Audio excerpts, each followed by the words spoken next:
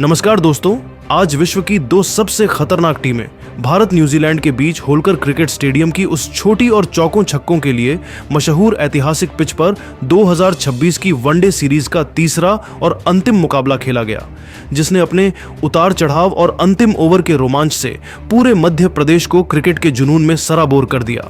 इंदौर के ऐतिहासिक Holkar cricket stadium की उस छोटी बाउंड्री और रनों की बारिश के लिए मशहूर सपाट पिच पर जब साल 2026 की वनडे सीरीज का यह तीसरा और निर्णायक मुकाबला शुरू हुआ तो पूरे स्टेडियम में जबरदस्त उत्साह देखने को मिला। जहां भारतीय कप्तान शुभमन गिल ने टॉस जीतकर पहले गेंदबाजी करने का फैसला किया, लेकिन न्यूजीलैंड के सलामी बल्लेबाजों ने इस फैसले को गलत साबित करते हुए मैदान के हर कोने में चौकों और छक्कों की बरसात कर दी। इंदौर के ऐतिहासिक होलकर स्टेडियम की उस छोटी बाउंड्री और बिजली की गति वाली आउटफील्ड पर जब न्यूजीलैंड की टीम बल्लेबाजी करने उतरी तो उनके सलामी बल्लेबाजों ने भारतीय गेंदबाजों की लाइन लेंथ और आत्मविश्वास को पूरी तरह से तहस नहस कर दिया। जहां डेवन कॉनवे और विल यंग ने पहले 10 ओवरों के पावर प्ले का भरपूर फायदा उठाते हुए बिना किसी नुकसान के 90 रन जोड़कर भारतीय कप्तान शुभमन गिल की सभी रणनीतियों को पूरी तरह विफल कर दिया और पूरे स्टेडियम में एक असहज सन्नाटा पसरा दिया।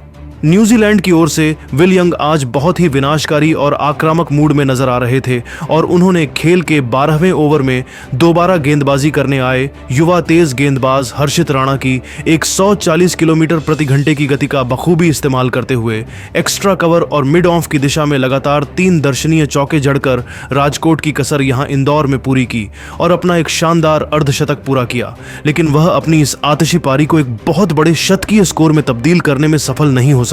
जिससे विल यंग ऑफ स्टंप के काफी बाहर की एक छोटी गेंद पर कट शॉट खेलने के प्रयास में गेंद की अतिरिक्त उछाल और गति से पूरी तरह मात खा गए और 54 गेंदों पर 65 रनों की एक विस्फोटक पारी खेलकर आउट हो गए। उनकी इस पारी में 8 शानदार कड़क चौके और 2 गगनचुंबी छक्के शामिल हैं, जिन्होंने न्यूजीलैंड को एक रॉकेट जैसी शुरुआत प्रदान की। विल यंग के पवेलियन लौटने के बाद अनुभवी और तकनीकी रूप से सक्षम डेवन कॉनवे ने न्यूजीलैंड की पारी का मोर्चा संभाला और उन्होंने इंदौर की इस छोटी बाउंड्री और सपाट पिच का फायदा उठाते हुए भारतीय स्पिनरों के खिलाफ एक आक्रामक मोर्चा खोल दिया। जहां उन्होंने खेल के 18वें ओवर में जादुई चाइना मैन कुलदीप यादव की फिरकी को पैरों के इस्तेमाल से नाकाम करते हुए मिड विकेट और लॉन्ग ऑन के ऊपर से 2 लगातार विशाल और गगनचुंबी छक्के जड़कर अपना एक और ऐतिहासिक और शानदार शतक पूरा किया, जिससे कीवी खेमे में भारी उत्साह देखा गया। कॉनवे आज भारतीय आक्रमण को खिलौना समझकर खेल रहे थे और उन्होंने प्रसिद्ध कृष्णा और मोहम्मद सिराज की गति को भी अपने ऊपर हावी नहीं होने दिया, लेकिन वह खेल के 28वें ओवर में प्रसिद्ध कृष्णा की एक बहुत ही चतुराई भरी और सटीक धीमी गेंद पर पूरी तरह चकमा खा गए, जिससे डेवन कॉनवे बड़ा हिट लगाने के प्रयास में गेंद की गति और उसकी लंबाई को सही से जज नहीं कर सके और गेंद उनके बल्ले का ऊपरी किनारा लेकर सीधे फील्डर के सुरक्षित हाथों में समा गई, जिससे डेवन कॉनवे 92 गेंदों पर 110 रनों की एक ऐतिहासिक और प्रभावशाली पारी खेलकर आउट हो गए। उनकी इस पारी में 12 कड़क चौके और 4 गगनचुंबी छक्के शामिल हैं। कॉनवे के आउट होने के बाद भी न्यूजीलैंड की रनों की गति में कोई कमी नहीं आई, क्योंकि मध्य क्रम में अनुभवी डेरिल मिचेल और विस्फोटक ग्लेन फिलिप्स ने क्रीज पर कदम रखते ही भारतीय गेंदबाजों पर जवाबी हमला जारी रखा। जहां डेरिल मिचेल ने अपनी बेजोड़ ताकत का प्रदर्शन करते हुए खेल के 35वें ओवर में अनुभवी रविंद्र जडेजा की गेंद पर एक फुर्तीला सिंगल लेकर अपना अर्धशतक पूरा किया और दूसरी ओर ग्लेन फिलिप्स ने अंतिम ओवरों में मोहम्मद सिराज और हर्षित राणा की गेंदों को स्टैंड्स में भेजकर तबाही मचा दी। इन दोनों बल्लेबाजों ने मिलकर न्यूजीलैंड की टीम को 5 विकेट के नुकसान पर 365 रनों के एक अत्यंत विशाल और हिमालय जैसे पहाड़नुमा स्कोर तक पहुंचा दिया। जहां ग्लेन फिलिप्स मात्र 45 गेंदों पर 78 रनों की एक अत्यंत विनाशकारी पारी खेलकर नाबाद लौटे और डेरिल मिचेल 52 गेंदों पर 62 रनों की एक जुझारू पारी खेलकर आउट हुए, जिससे न्यूजीलैंड ने भारत के सामने सीरीज जीतने के लिए 366 रनों की एक अत्यंत कठिन और नामुमकिन सी दिखने वाली चुनौती पेश कर दी। न्यूजीलैंड के सलामी बल्लेबाजों द्वारा रखी गई अभूतपूर्व और मजबूत नींव का भरपूर फायदा मध्यक्रम के बल्लेबाजों ने उठाया, जहां अनुभवी डेरिल मिचेल और विस्फोटक ग्लेन फिलिप्स ने भारतीय गेंदबाजों की बखियां उधेड़ते हुए रनों की गति को 7वें आसमान पर पहुंचा दिया। डैरिल मिचेल ने अपनी हालिया शानदार फॉर्म को पूरी परिपक्वता के साथ जारी रखा और उन्होंने भारतीय स्पिनरों रविंद्र जडेजा और कुलदीप यादव के खिलाफ मैदान के चारों ओर कलात्मक शॉट्स खेलकर भारतीय कप्तान शुभमन गिल की फील्डिंग सजावट को पूरी तरह से तहस नहस कर दिया। जहां मिचेल ने खेल के 35वें ओवर में अनुभवी रविंद्र जडेजा की एक टर्न होती गेंद को चतुराई से लॉन्ग ऑन की ओर धकेलकर एक फुर्तीला सिंगल लिया और इसके साथ ही वडोदरा और राजकोट के बाद इस सीरीज का अपना एक और महत्वपूर्ण व प्रेरक अर्धशतक पूरा किया, जिससे कीवी खेमे में भारी उत्साह देखा गया और भारतीय गेंदबाज विकेटों की तलाश में पूरी तरह बेबस नजर आने लगे। मिचेल ने अपनी इस पारी के दौरान भारतीय तेज गेंदबाजों को भी निशाने पर लिया और अपनी ताकत का बेजोड़ नमूना पेश करते हुए प्रसिद्ध कृष्णा की गति का इस्तेमाल करके कुछ शानदार बाउंड्री बटोरियों। लेकिन न्यूजीलैंड के लिए आज सबसे प्रलयकारी और विनाशकारी बल्लेबाजी ग्लेन फिलिप्स के बल्ले से देखने को मिली, जिन्होंने मैदान पर कदम रखते ही भारतीय गेंदबाजी आक्रमण की धज्जियां उड़ाना शुरू कर दिया। ग्लेन फिलिप्स ने विशेष रूप से अंतिम डेथ ओवरों में भारतीय तेज गेंदबाजों मोहम्मद सिराज और प्रसिद्ध कृष्णा की गेंदों पर प्रलयकारी हवाई हमले करते हुए गेंद को बार बार इंदौर के स्टेडियम की छत और स्टैंड्स में पहुंचाया, जिससे राजकोट की हार का बदला लेते हुए न्यूजीलैंड की टीम निर्धारित 50 ओवरों के खेल के बाद 5 विकेट के नुकसान पर 365 रनों के एक अत्यंत विशाल और हिमालय जैसे पहाड़नुमा स्कोर तक पहुंचने में सफल रही, जो इस छोटे से मैदान पर भारतीय बल्लेबाजों के लिए एक बहुत बड़ी मनोवैज्ञानिक चुनौती साबित होने वाली थी। ग्लेन फिलिप्स की बल्लेबाजी में आज वही प्रचंड शक्ति और टाइमिंग नजर आ रही थी जिसने भारतीय फील्डरों को केवल दर्शक बना दिया था और उन्होंने सिराज की यॉर्कर गेंदों को भी बड़ी आसानी से बाउंड्री के बाहर भेजा, जिसके परिणाम स्वरूप न्यूजीलैंड की पारी के अंत में ग्लेन फिलिप्स मात्र 45 गेंदों पर 78 रनों की एक अत्यंत आक्रामक और विस्फोटक पारी खेलकर नाबाद लौटे, जिसमें उन्होंने 6 गगनचुंबी छक्के और 5 कड़क चौके जड़े, जबकि उनका साथ दे रहे डैरिल मिचेल 52 गेंदों पर 62 रनों की एक जुझारू और महत्वपूर्ण पारी खेलकर प्रसिद्ध कृष्णा की एक बाउंसर पर आउट। न्यूजीलैंड के इन मध्यक्रम के बल्लेबाजों ने आज इंदौर की इस बेजान और सपाट पिच पर अपनी तकनीकी श्रेष्ठता के साथ साथ मॉडर्न क्रिकेट की प्रचंड पावर हिटिंग का जो बेजोड़ नमूना पेश किया, उसने भारतीय खेमे में खलबली मचा दी थी, क्योंकि अब भारत के सामने सीरीज जीतने के लिए 366 रनों का एक लगभग असंभव सा दिखने वाला लक्ष्य खड़ा था। न्यूजीलैंड की इस लंबी और थका देने वाली बल्लेबाजी ने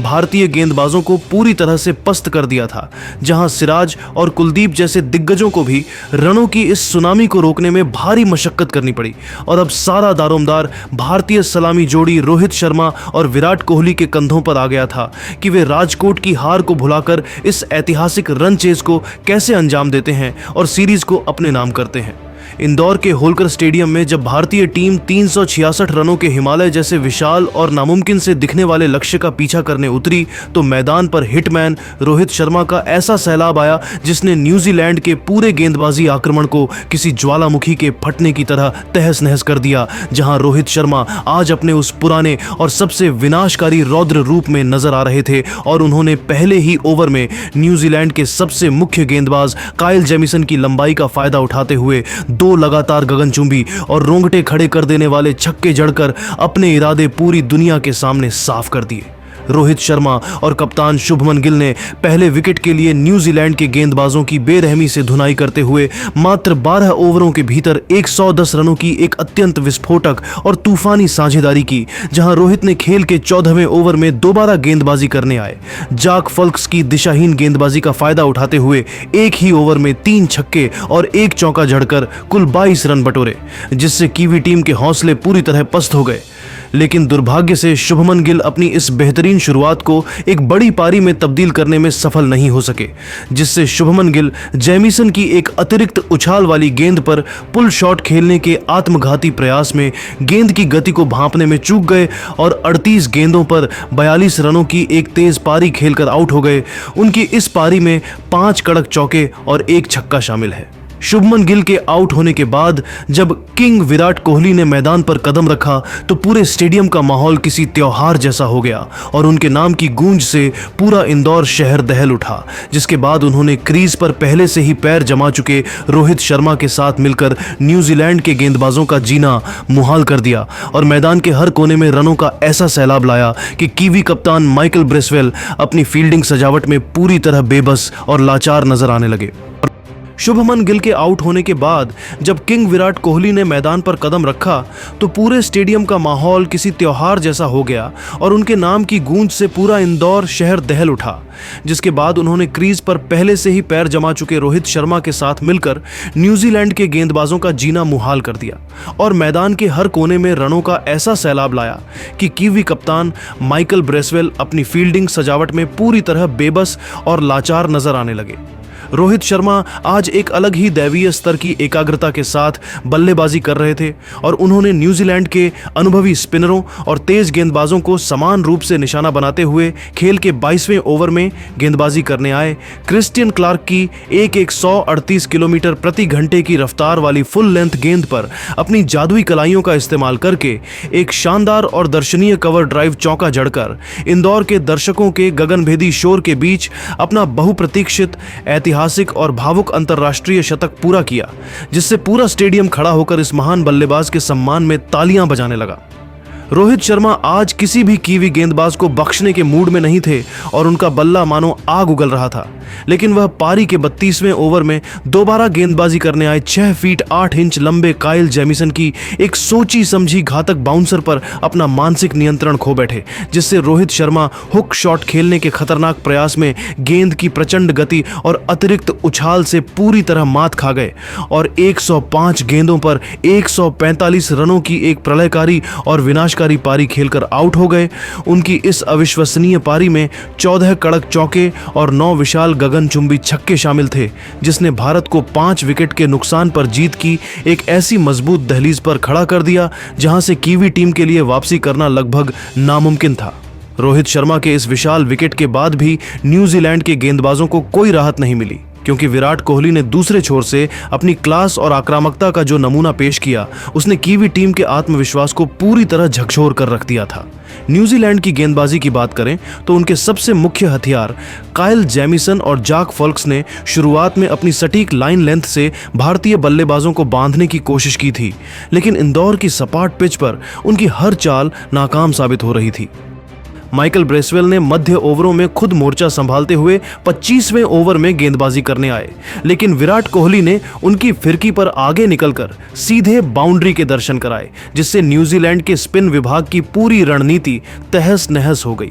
न्यूजीलैंड के फील्डरों ने भी दबाव में आकर कुछ महत्वपूर्ण रन दिए और बाउंड्री पर गेंद को रोकने में संघर्ष करते नजर आए, जिससे भारतीय बल्लेबाजों को आसानी से गैप मिलते रहे। जेमिसन ने रोहित को आउट करने के लिए जिस तरह की शॉर्ट पिच गेंदों का इस्तेमाल किया वह न्यूजीलैंड की गेंदबाजी की एकमात्र सकारात्मक कड़ी थी, लेकिन इसके अलावा उनके बाकी गेंदबाजों जैसे जैडन लेनॉक्स और क्रिस्टियन क्लार्क के पास कोहली और रोहित की उस ऐतिहासिक जुगलबंदी का कोई तोड़ नहीं था।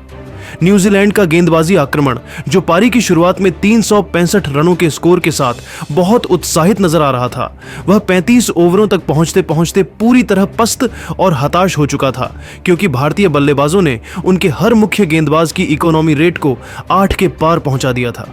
रोहित की 145 रनों की उस आतिशी पारी ने कीवी टीम के मुख्य स्ट्राइक गेंदबाजों की कमर तोड़ दी थी और अब विराट कोहली अपनी शतकीय पारी की ओर बढ़ते हुए न्यूजीलैंड को सीरीज से बाहर करने की पूरी तैयारी कर चुके थे, जिससे न्यूजीलैंड के खिलाड़ियों के चेहरों पर हार का डर साफ दिखाई दे रहा था। रोहित शर्मा की इस ऐतिहासिक पारी ने इंदौर के मैदान पर रनों का जो अंबार लगाया था, उसने न्यूजीलैंड के गेंदबाजों का मनोबल पूरी तरह तोड़ दिया था और अब क्रीज पर विराट कोहली का साथ देने के लिए श्रेयस अय्यर आए थे, जिनसे उम्मीद थी कि वे रोहित द्वारा छोड़े गए इस काम को पूरा करेंगे और भारत को इस ऐतिहासिक सीरीज जीत तक पहुंचाएंगे।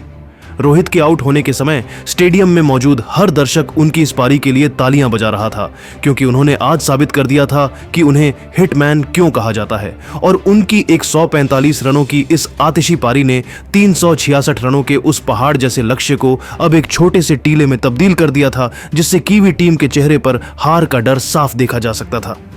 रोहित शर्मा के एक विनाशकारी बवंडर के बाद जब वह पवेलियन लौटे तो पूरी दुनिया की नजरें किंग विराट कोहली पर टिकी थीं और उन्होंने निराश न करते हुए भारतीय पारी की कमान अपने अनुभवी हाथों में पूरी मजबूती से संभाल ली, जहां उन्होंने न्यूजीलैंड के स्पिनरों माइकल ब्रेसवेल और जैडन लेनॉक्स के खिलाफ अपनी क्लास दिखाते हुए मैदान के हर कोने में रनों का ऐसा सैलाब ला दिया कि कीवी कप्तान अपनी रणनीतियां भूलकर केवल गेंद के पीछे भागते नजर आए। विराट कोहली आज किसी दिव्य लय में बल्लेबाजी कर रहे थे और उन्होंने खेल के 38वें ओवर में गेंदबाजी करने आए न्यूजीलैंड के कप्तान माइकल ब्रेसवेल की गेंद पर अपनी कलाइयों का जादुई इस्तेमाल करते हुए एक फुर्तीला सिंगल लिया और इसी के साथ राजकोट की कसक को इंदौर की पावन धरती पर मिटाते हुए अपना ऐतिहासिक 56वां अंतर्राष्ट्रीय वनडे शतक पूरा किया, जिसने इंदौर के पूरे स्टेडियम को जश्न के समंदर में डुबो दिया और दर्शकों ने खड़े होकर अपने चहेते सितारे का भव्य अभिवादन किया।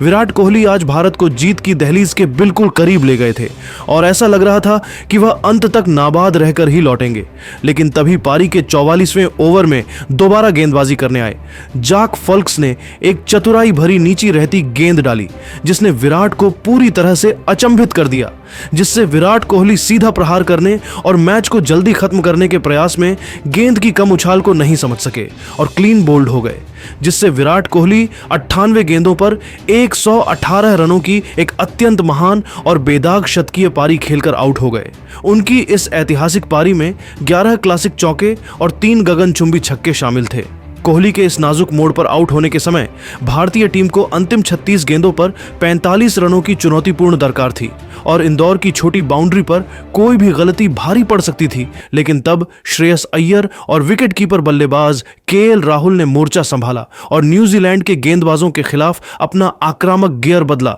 जहां अय्यर ने खेल के 47वें ओवर में गेंदबाजी करने आए क्रिस्टियन क्लार्क के खिलाफ अपनी प्रचंड शक्ति का प्रदर्शन करते हुए 2 लगातार विशाल छक्के जड़कर न्यूजीलैंड के खेमे में पूरी तरह सन्नाटा पसरा दिया और भारत की जीत सुनिश्चित कर दी। भारतीय टीम ने इस अविश्वसनीय और सांसें रोक देने वाले ऐतिहासिक रन चेज को 48.2 ओवरों के रोमांचक खेल के बाद 5 विकेट के नुकसान पर 368 रनों का विशाल स्कोर बनाकर अपने नाम कर लिया और न्यूजीलैंड को इस निर्णायक मुकाबले में धूल चटाकर सीरीज को 2-1 से अपने नाम करते हुए विनर ट्रॉफी पर अपना कब्जा जमाया, जहां श्रेयस अय्यर 28 गेंदों पर 45 रनों की एक अत्यंत महत्वपूर्ण और आतिशी पारी खेलकर नाबाद लौटे और उनके साथ अनुभवी केएल राहुल भी 12 गेंदों पर 18 रनों की छोटी मगर बहुत ही प्रभावी पारी खेलकर नाबाद रहे, जिन्होंने भारत को जीत के पार पहुंचाया। रोहित शर्मा को उनकी 145 रनों की उस प्रलयकारी और विनाशकारी पारी के लिए जो उन्होंने न्यूजीलैंड के गेंदबाजों पर हवाई हमले बोलकर खेली थी, उसके लिए सर्वसम्मति से मैन ऑफ द मैच चुना गया, जबकि विराट कोहली को पूरी सीरीज के दौरान उनके लगातार शानदार प्रदर्शन और 2 बड़े शतकों के लिए प्लेयर ऑफ द सीरीज के प्रतिष्ठित पुरस्कार से नवाजा गया और इस तरह इंदौर के ऐतिहासिक मैदान पर टीम इंडिया ने अपनी बादशाहत को एक बार फिर दुनिया के सामने साबित किया, जिसने करोड़ों भारतीय फैंस का सीना गर्व से चौड़ा कर दिया। तो दोस्तों, आपके हिसाब से भारत की इस शानदार के पीछे का असली हीरो कौन रहा? अपनी कीमती राय हमें कमेंट बॉक्स में जरूर बताइए और अगर आपको यह वीडियो अच्छा लगा तो इस वीडियो को लाइक करें, शेयर करें और हमारे चैनल को सब्सक्राइब करना ना भूलें। जय हिंद, जय भारत।